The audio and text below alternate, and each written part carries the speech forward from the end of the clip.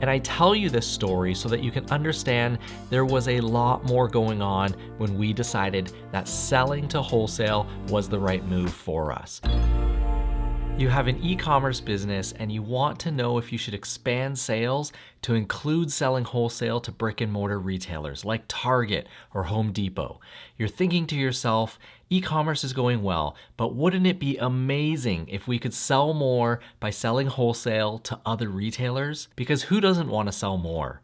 More sales means more money, and maybe getting out there in the stores can help you build your brand awareness. And boy, wouldn't it be nice to get a big 50K order now and then? If you've ever had these thoughts, you're not alone. So in this video, I'm going to share with you my experience at Solo Stove selling to big box retailers. I'm going to tell you the circumstances around why I sold products to them, 10 challenges you'll face if you do so, and lastly, I'm going to give you my advice on whether or not you should sell wholesale into big box retailers. I like to think that every opportunity we face as entrepreneurs is surrounded by deadly landmines. It's important to know what you're getting into because if you step on a landmine, it could be game over.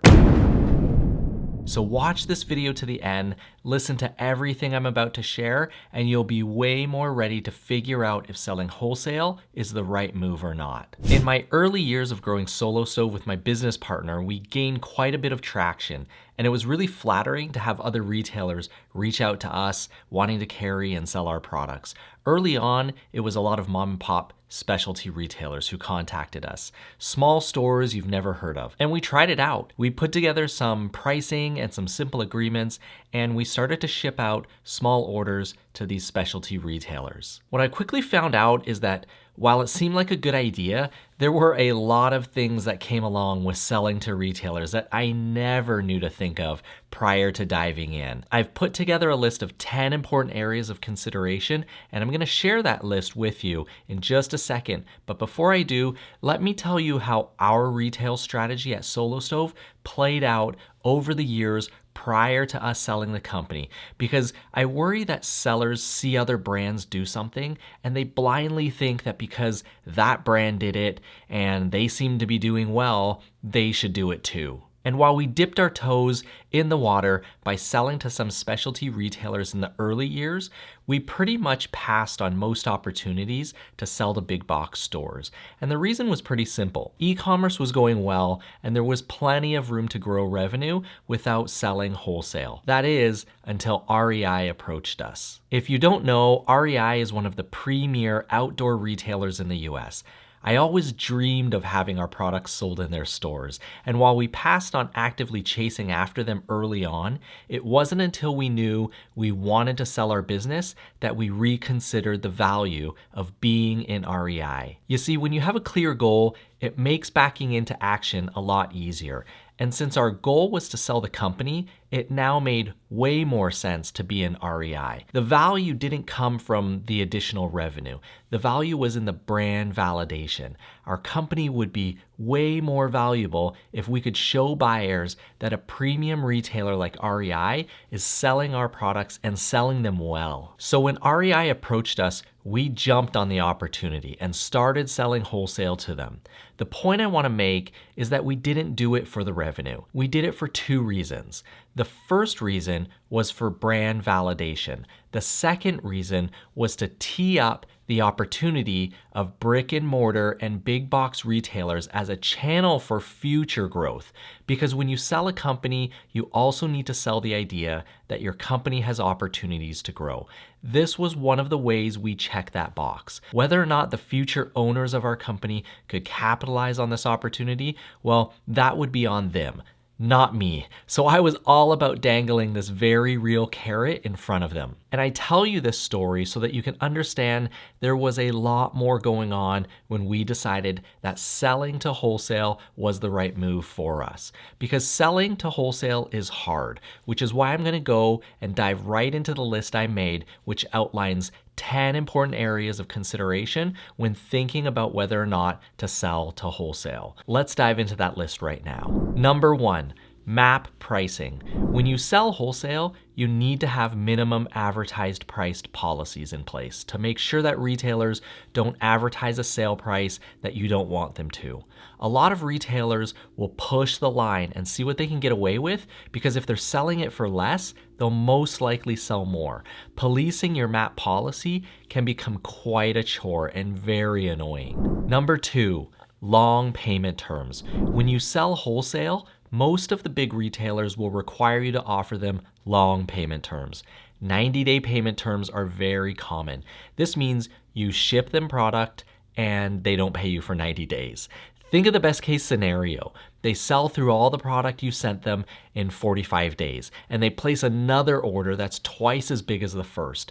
Well, now you have all that product shipped out, but you still don't get paid for any of it for another 45 days. You suddenly become a bank and you're financing their orders.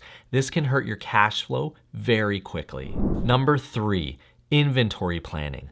Planning how much inventory is hard enough. When you add in the dynamics of a wholesale customer, you now have to plan extra for them. You need to work closely with them to understand their buying cycles and sales calendars.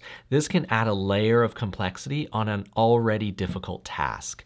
You may need extra storage and more cash for increased inventory. Number 4, lower margins. You're selling wholesale, so this is pretty self-explanatory. From my experience, retailers want to make 50% margins. So if the MAP pricing for your product is $100, they want to buy it from you for $50. Selling wholesale is often a game of volume. And if this doesn't scare you, rewatch points 2 and 3 that I just made. Number 5, you lose connection with the end customer. When you sell online, you're in direct contact with your customer. And when you sell wholesale, you don't get any of the customer information. You can't market to them in the future or gather valuable feedback from them. Building a customer list is really important, but not possible when you sell wholesale. Number 6, warehousing and fulfillment. It just becomes more complex. If you sell to a big box retailer, you need to be able to receive EDI orders. EDI stands for Electronic Data Interchange, and it's the industry standard way of giving you orders. The setup process is long and annoying and requires that you set up and pay for new software platforms. You need to make sure that it integrates with your warehouse and your order processing software. This all adds another layer of complexity to your business. Number 7, hidden costs. These fees come in the form of marketing co-op fees, return fees, penalties for late orders, or even orders that arrive on time but are packaged incorrectly. Every retailer has strict shipping requirements, and something as small as placing a label on the wrong corner of the pallet could end up in a fine. These fees can add up quickly. Number 8, added headcount. Running a successful wholesale program requires additional staff. You need people to service and communicate with the accounts. You need people to issue invoices and chase after payments on time.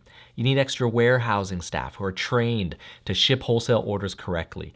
All in all, you're gonna need more people. Number 9, loss of control where your products get sold. You may have sold it to a retailer thinking it'll be on their shelves in their stores.